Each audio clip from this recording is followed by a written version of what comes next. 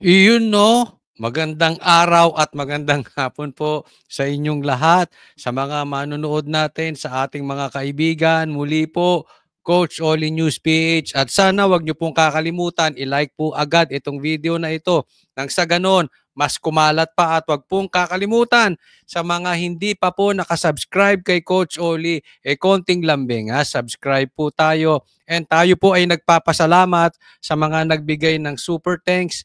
Thank you po sa inyo sa patuloy na pagsuporta nyo at kayo po ay naniniwala sa channel na ito. Thank you po again sa pagsuporta. Ayan, magandang araw po at ito isisimulan natin agad-agad, no? Napakaganda ng topic ngayon dahil nako yung mag-amang Duterte. Grabe katapang talaga. Good news, PRRD aattend sa pagdinig sa Quadcom sa Wednesday. Bukas po, bukas aattend siya. Nako, sama-sama po tayo ha. Ilalive po natin yan dito. Gigising tayo ng maaga. Samahan po natin si PRRD. Kung kayo man ay nasa ibang bansa, samahan nyo po kami. Kung kayo man ay nasa probinsya, katulad ko, samahan nyo po kami. Ha? Magla-live po tayo doon. No? Wednesday, bukas, Quadcom. Haharapin ni PRRD. At eto rin, no? BP Sara, ha? Merong binuko. Okay? Tambaloslos, Lisa at Franz Castro magkakakuntsaba. O yan. Yan po ang pag-uusapan natin. So sisimulan na po natin agad-agad. Saglit. At nawala. Ayan. Ito. O, ayan. Saglit ha. Yan ang magiging topic. Iayusin ko lang dito ha.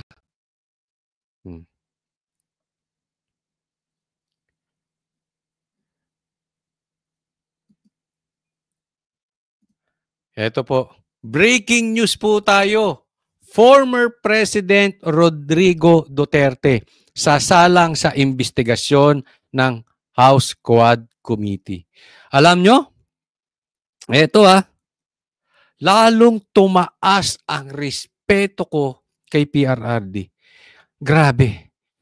Alam mo, si PRRD, alam niya na ang investigasyon dyan sa Quad Committee ay politically motivated. At yan ay sinabi rin ng kanyang anak. So alam ko, hindi po bobo si PRRD. Alam niyang pagtutulungan siya ng mga yan.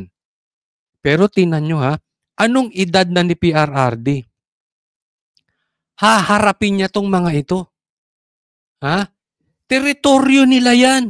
Kumbagat sa usapang kanto, para siyang sumugod sa koral na mga buhaya. Mag-isa. Pupunta ron, mag-isa, siya mismo ang haharap. No other than, wala siyang representative, siya mismo. Haharapin niya ito sila Paduano, sila Dan Fernandez, magkakalabanan. Palagay ko, unang paglalabanan dito, Inglisan. Oo, mag-iinglisan po ito si Dan Fernandez at saka si PRRD. Alam nyo naman po itong pag-i-English ni Dan Fernandez, English kinamatis. Kumbagat sa tuli, ano ba yun? Nangangamatis. Yan po ang English ni Dan Fernandez. So magtutuo sila. Englishan PRRD, meron ako suggestion. Pag nagtanong ito sila Dan Fernandez, Englishin mo. Para Englishan din ang sagot. Oy, kayo mga manunood, pag nagtatanong si Dan Fernandez, sabihin mo, speak English please. Bigay kayo komentaryo. Sabihan natin, nako, kakausapin ko nga yung mga kaibigan nating malalapit kay PRRD. Please lang, pag si Dan Fernandez nagtanong, paki-English po, paki-English.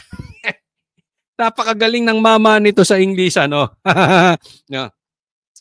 Pero ito, tandaan po natin, ulitin ko, yung pagsugod ni PRRD dyan, sa pagpayag niyang yan, ito po ay nangangahulugan na susugurin niya kahit teritoryo niya yan. Alam niyang pagtutulungan siya dyan ng mga kampon ni Tambaluslos. Alam niya yun. Ito po ay nangangahulugan na in a way, as I see it bilang lalaki, leader sa leader. Ako pinapatawag nyo? Leader mismo? Sige, iharap mo leader nyo sa akin. Ganun po, para sa akin sa totoong leader na may bayag. Kung may bayag to si Martin, yan ay hamon ni PRRD. Ikaw mismo magtanong. Huwag mo sabihin, hindi naman ako member ng Quadcom na yan. Hindi. Huwag ka na mag-excuses kung may yagballs ka. Ha? Martin, alam mo, yung pagpayag ni PRRD dyan, imano-imano, leader sa leader. Huwag kang tumago sa saya o sa brief ni Dan Fernandez. Huwag kang tumago sa salawal ni Paduano. Harapin mo. Tingnan ko. Ikaw magtanong. Ito panawagan ko sa mga kababayan nating manunood. Simulan po nating isigaw. Tamba. Dumalo ka. Harapin mo, leader sa leader. Walang tatago. Pumayag si PRRD. Alam natin yan sa pagkalalaki. Huwag kang tatago. Harapin mo. Isigaw po natin yan sa social media, sa kung saan-saan. Harapin mo, Tambaluslos. Tingnan natin kung kaya mong tanungin si PRRD. Kasi alam naman lahat, politically motivated to. I agree with BP Sara. At ikaw ang nasa likod ng pag-iimbestiga sa mga Duterte. It's not about the drug war of PRRD. It's not about the confidential funds of BP Sara. It's about you. Inuutusan mo yung tao mo. Ngayon, manindigan ka. Huwag kang weak, huwag kang gumaya kay Marcos na weak. Harapin mo si PRRD. Ngayon, pagka hindi mo kaya, nako. Please, pakitulungan ako. Ikalat po natin. Huwag na siya mag-excuse na hindi niya trabaho yan, hindi niya kumite yan. Hindi. Dadayuhin ka ng isang dating presidente. Tingnan mo mabuti Makinig kayo, Martin. At sa mga kampo ni Martin. Si PRRD, alam pagtutulungan, and yet aattend siya. Sa tingin mo ba, pag bumaligtad ang mundo at hindi na nakaupo si Marcos at gawin niyan kay Marcos, sa tingin mo, kayang humarap ni Marcos mag-isa? Siya mismo haharap? O magpapadala siya ng representative? Tanong, si Marcos ba kayang umaten? Ikaw, pag pinatawag ka, dahil dyan sa Okada issue, dahil sa panggigipit mo sa Duterte, dyan sa mga pagbibigay mo ng ayuda kung saan man galing yan. Halimbawa lang naman, ikaw ay ipatawag ng House. Pagkatapos ng termino nyo, magpinsan. Kaya mo? Ako sa tingin ko, eto magpinsan na ito weak. Hindi nila kayang humarap. Lagi silang may tao in their presence. Kaya alam mo, grabe. Gusto kitang i-kiss PRRD. Alam mo nakaka-proud. Kasi minsan, may tendency kasi na pag may sinusuportahan tayong politiko, nagmumukhang panatiko. Mapapula ka man, mapaberde ka man, mapadilaw ka man, mapa-DDS ka man. Nagmumukhang posibleng magmukhang panatiko. Tama o mali? Tama o tama-tama? Pero alam mo, nakaka-proud. Kahit sabihin pa na maka-Duterte kasi kayo, kaya nyo nasasabi. Alam mo, nakaka-proud. Kasi yung tapang ng bunganga ni PRRD, hindi lang bunganga.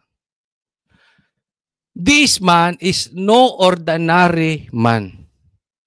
Ang tindi talaga ng tapang ng dibdib na ito. Hindi ko alam kung ito si PRRD may dugo pa. Ha? Baka hindi tao to si PRRD. Ha? Baka robot ito si PRRD. Hindi siya totoo. Ang tapang. Wala atang nerves to eh. Wala atang dugo to si PRRD. Alam natin ang karakas ng Quadcom. Dati siyang presidente, matanda na, and yet, sige, a-attend ako. Grabe, no? Grabe. Kaya alam mo, nakaka-proud. Yan ang leader. As far as I know, ang leader nangunguna. And tayo, sumusunod. Siya ang nakabala. Sabi niya, oh, huwag niyo nang patawag kung sino-sino. Kung merong kakasuhan, ako ang kasuhan ninyo. Sa tingin nyo, kayang sabihin ni BBM yan? Sa tingin nyo, kayang sabihin ni Tamba yan? Hindi nila kayang sabihin yan. Yan, tapang talaga.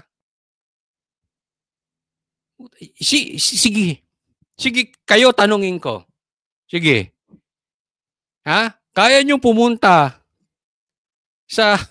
sa kulungan ng mga buhaya, napakadaming buhaya, susugod ka ron, ikaw lang mag-isa, kung hindi ka matapang, hindi mo kakayanin yun.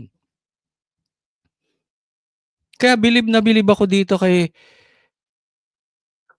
alam mo yung, si BBM, kailangan, laging si Lisa, magsasalita. O kung hindi si Lisa, yung mga vloggers niya.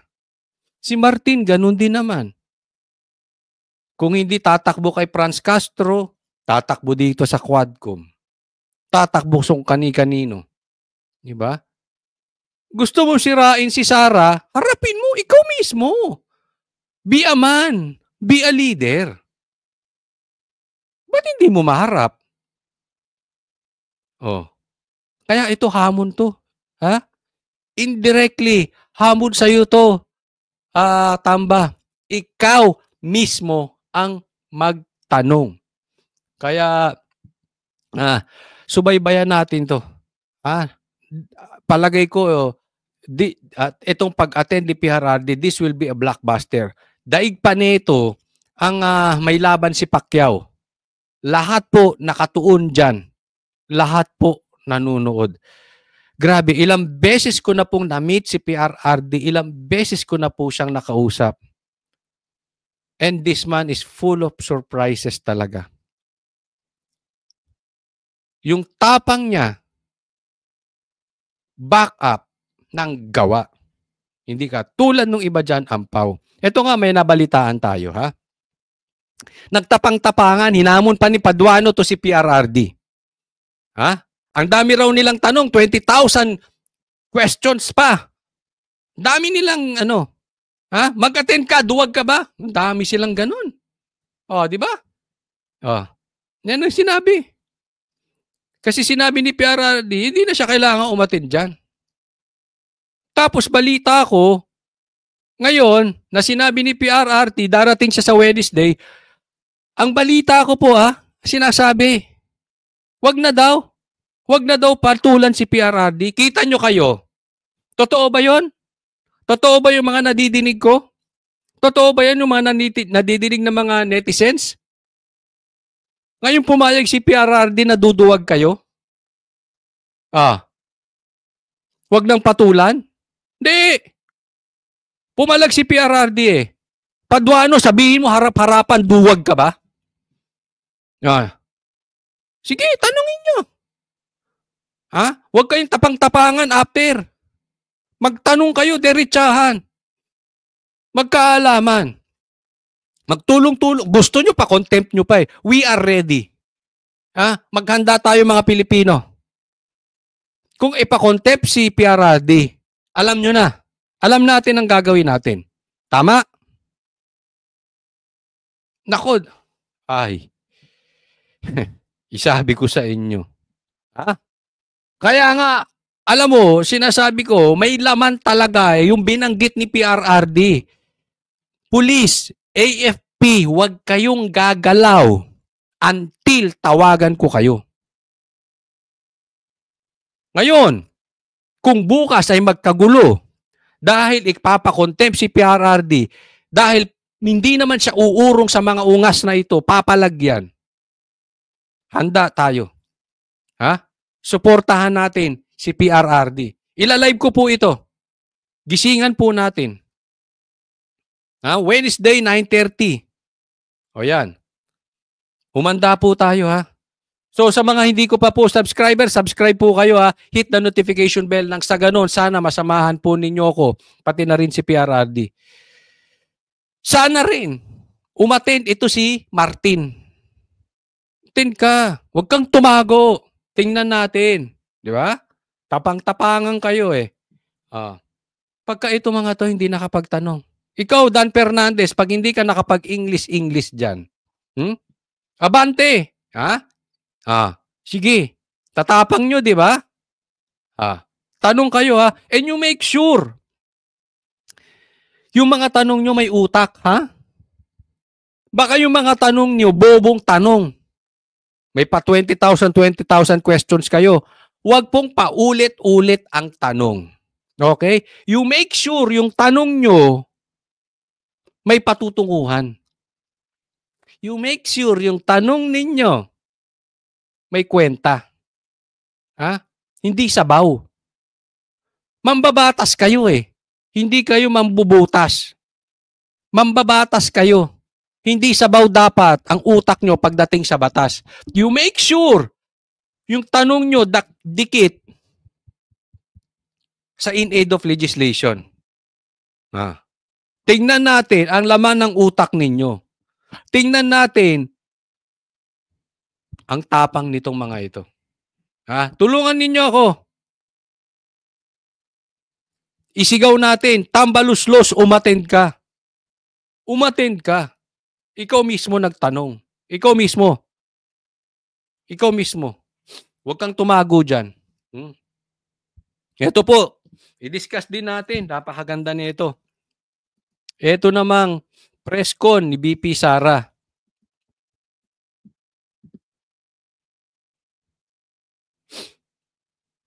Ay, hindi ko ata na-download.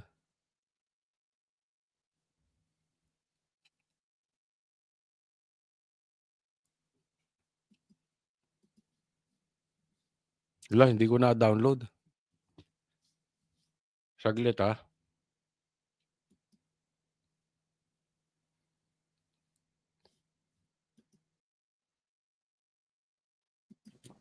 So, noong una, pumunta ako doon, sinabi ko sa kanila na ang ginagawa ninyo ay fault finding. Naghahanap kayo ng mali kasi wala kayong makita.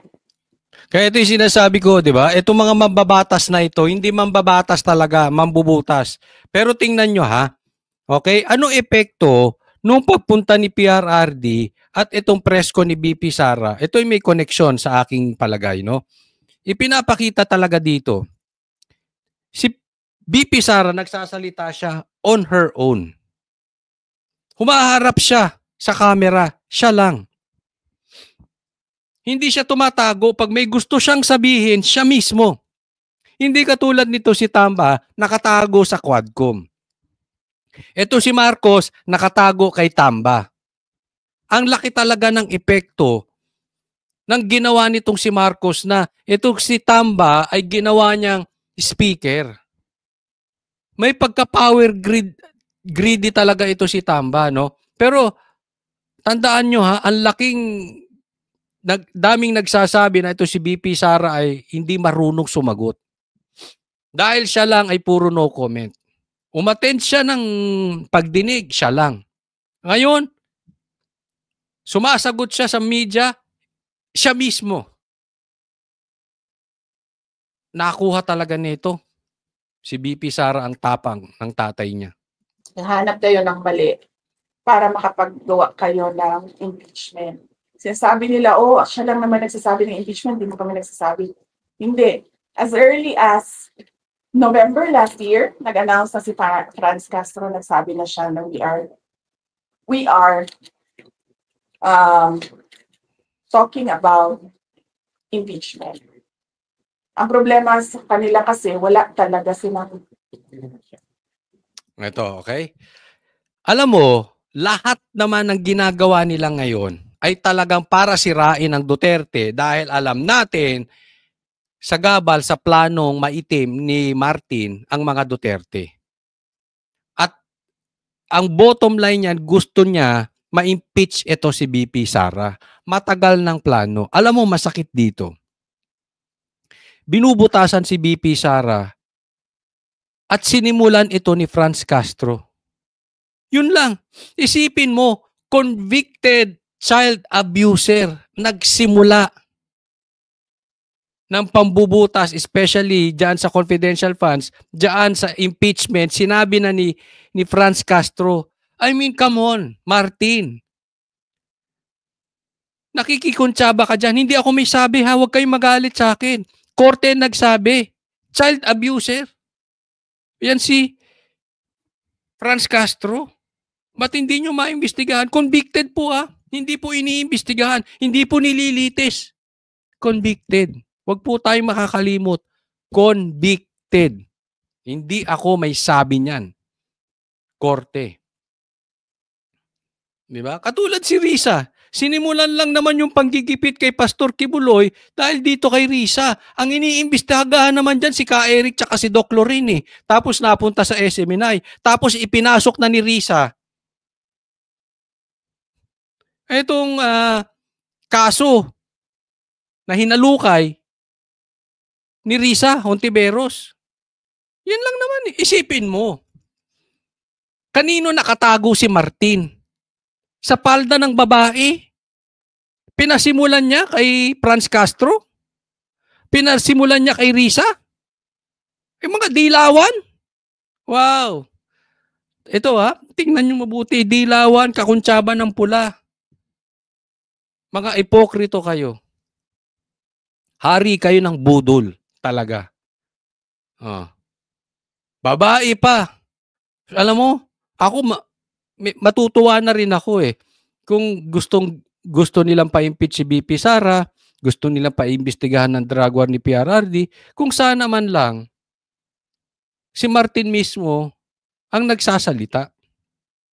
Ina-admit niya, ito dapat ka ma-impeach, Sara. Dapat imbestigahan ng drug war mo, PRRD. Ako mismo magtatanong sa'yo. Ako mismo mag-iimbestiga. Ako haharap. Magharap tayo dyan sa investigasyon. Okay na sana, matutuwa na ako kay Martin, at least may yagballs eh. Haharap siya? Hindi eh. Meron siya laging representative. Para yung gusto niya mangyari, yung gusto niya investigasyon, bubuksan ng babae, tapos tatago na siya, kunwari malinis siya. Galing traidor eh. Evidence of wrongdoing. That is why pinipilit talaga nila na maghanap ng katiwalian, kumbaga, dyan sa mga hearings nila na hanggang ngayon, hindi pa rin nila nakukuha. Sinisira lang nila ng sinisira yung institution, yung integrity ng dignity ng institution ng Office of the Vice President, and of course, yung mga pangalan. Tingnan nyo ha. Kaya nga sinasabi natin sa mga pulis, huwag nyong sirain yung institusyon. Kasi matatapos kayo, may mga darating pang mga pulis. Same dyan, ikaw speaker. Huwag mong sirain yung Office of the House of the Speaker. Institusyon yan, sinisira mo. Marami pang papalit sa'yo. Sinisira mo eh. Ganyan din ang ginagawa mo sa Office of the Vice President. Sinisira nyo yung institusyon. Para ano? Dahil sa mga pangarap ninyo, di bali na may mga tamaan. Parang ano yan eh. Meron kayong gustong yariin ng mga tao, di bali na kahit na yung mga inosente tamaan. Importante maggawa nyo lang yung purpose nyo, yung motibo ninyo, yung pangarap ninyo. Grabe. Grabe katindi itong mga ito. Ng mga ordinary employees. Doon masakit ang loob ko. Kasi mga ordinary employees lang ito sila. I mean, sa akin, wala namang problema na sirain niyo ang pangalan ko. Kasi nung pumasok ako sa politika, expected naman na talaga yun na, di ba? Sa politika, siraan talaga yon. Sisirain mo ang kalaban mo para magmukha kang malinis, magmukha kang mabait. Yan si Tamba. Sisiraan mo kalaban mo, sisiraan mo Duterte para magmukha kang mabait. Magmukha kang malinis, Martin. Alam mo, nabanggit ko to kanina kahapon sa SMNI. Mahilig sila mandamay. No? Okay lang sana, sabi ni BP Sara kung ako tamaan kaya lang yung iba nadadamay. 'Di ba trabaho nila yun sa Office of the Vice President. Bakit dinadamay nyo yung iba? Di bali ko siraan si BP Sara 'Di ba? Alam mo gawain nila yan. Yan yung sinasabi ko, wala silang pakialam kung sinong madamay. Basta bibirahin nila. Ginawa nila yan dyan sa KOJC, di ba? Dahil gusto nilang mahuli si Pastor Kibuloy, hinostage ang mga taga KOJC, hinostage kami. Hindi sila umalis dun sa KOJC. Saan ka nakakita ng warrant of arrest? Nagtagal sila sa loob ng compound. Binaboy nila yung katedral ng KOJC na mahal na mga miyembro ng KOJC. Hostage po ang tawag doon. Dahil masasaktan at maraming huhulihin. Remember the last night na pumunta sila. Ang dami pong SWAT na pumunta. And they are ready na manghuli ng kung sino-sino at maging bayolente. Kaya napilitang sumuko si Pastor Kibuloy. Sa kanila, ganyan po yan. Wala silang pakialam. Iho-hostage nila lahat para yung leader lumambot. Kasi hindi nila kaya yung leader. Wala silang yagbols Hindi nila kaya yung leader. Hindi nila kaya hanapin si Pastor Kibuloy. Hindi nila kayang patumbahin si PRRD. Hindi nila kayang patumbahin si BP Sara. Palalambutin, babanatan yung mga nasa paligid. Kaya ang daming nadadamay ng mga empleyado Yan po ang iyaan po. Kaya napakadumi talaga maglaro nitong mga ito. Ano lang usual na strategy ng mga politicians. So, walang problema sa akin. Ang problema ko, at yun yung kinakasama talaga ng loob ko, ay nadadamay yung mga tao na wala namang ginawa, kundi nagtrabaho lang. Exactly. Pero BP Sara, wala silang pakialam may madamay. Ang importante, yung pangarap nila. Sa Office of the Vice President. So, yes, it's politically motivated, ma'am. Kasi,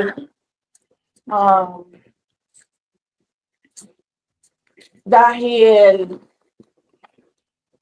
hindi ko alam kung anong kinagalit ni Lisa Marcos sa akin. Yan, politically motivated.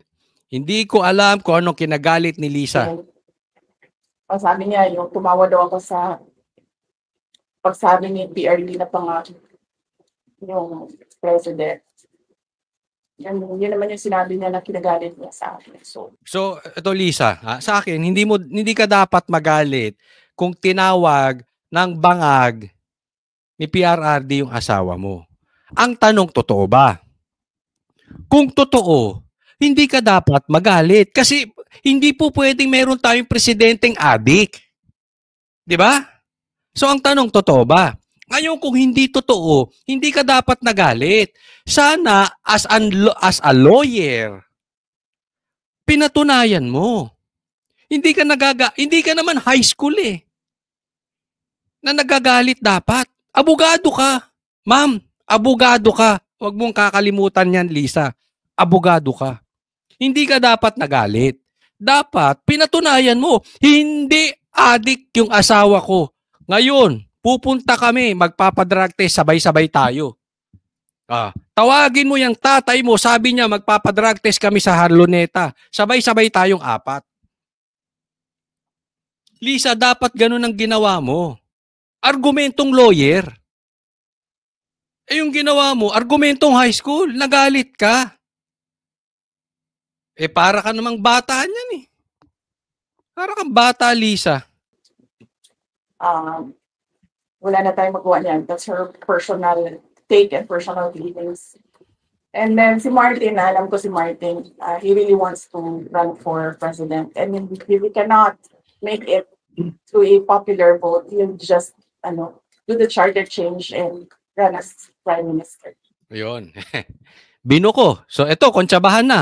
Inuna, Castro. Kaya ito padaplisto ni BP Sara, magkakakontsaba. Una, binanggit si Castro. Sa mga pang-iimbestiga kay Sara. Tapos, si Lisa. Tapos si Tamba. Si Tamba, gusto talaga maging presidente sa 2028. Ang problema, hindi niya kaya si BP Sara. Hindi niya kaya yung babae. Madali. Alam mo, kahit ikaw makatambaluslos, kahit ikaw maka-Marcos, kahit ikaw makapanatikong loyalista ni Marcos, you know for a fact, hindi kaya ni Tamba si BP Sara.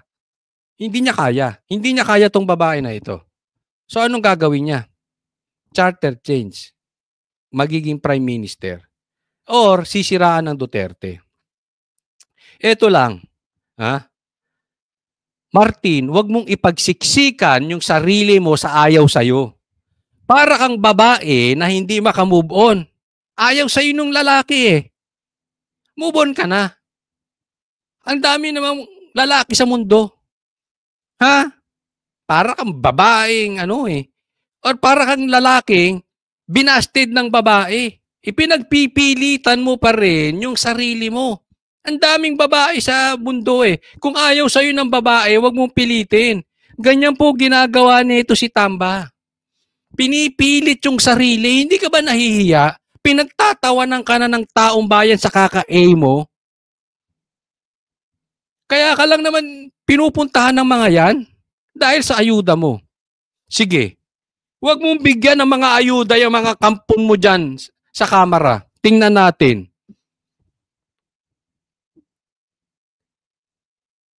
Martin, hindi ka talaga pang nasyonal. Baka dyan sa lugar mo, sige. Kaya mong bayaran ng ayuda yung mga tao dyan. Yung nasyonal. You will not even win as a senator. All the more president. Tanggapin mo yung katotohanan, Martin. Kasi binibigyan mo ng problema ang buong Pilipinas dahil nakaganyan ka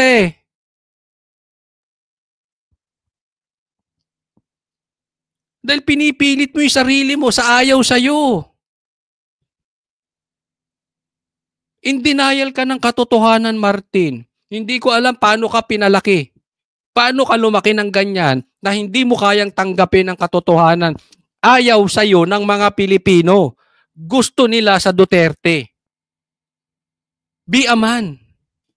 Tanggapin mo ang katotohanan. Thanks. Expression ng paghinayang ang office niyo po dito at yung programa namin sa XFM, sa Bitsong Katropa ay may establish ng partnership na talaga. May referrals kami ng mga pasyente, tinatala dito kay Dr. Chris, tapos na-respondihan.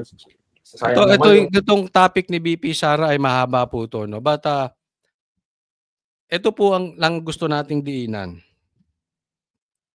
Grabe na po ang kakuntsabahan at grabe na ang paninira na nagagawa nitong si Martin. Kailangan ba mag-suffer ang buong Pilipinas dahil sa pangarap mo? Tamang-tama yung sinabi ni BP Sara sa tambaluslos. In your dreams, don't be tambaluslos. Sa pangarap mo, kuhanin mo yung pangarap mo sa tamang paraan. Walang masama kung gusto mo maging presidente. Walang masama kung gusto mong maging mayaman. Ang masama, kung pipilitin mo hindi talaga para sa'yo. Tatandaan natin, at the end of the day, may Diyos. Ang promotion, ako naniniwala dito, ang promotion galing sa Diyos. Kaya kahit anong pilit mo, kung hindi ka talaga para maging presidente, hindi ka magiging presidente. Sinasayang mo lang ang dapat napapakinabangan ng maraming Pilipino dahil sa pangarap mo, nagiging basura. Huwag po kakalimutan, doon sa mga hindi ko pa po subscriber, subscribe po kayo ha. And maraming salamat sa mag-share ng video na ito. Nang sa ganun mas kumalat, ikalat po natin. Tamba, harapin mo si PRRD sa Wednesday. Salamat po sa magsasubscribe at magbibigay ng super thanks. Thank you po para sa Diyos at Pilipinas nating mahal. God bless everyone. Coach Oli po.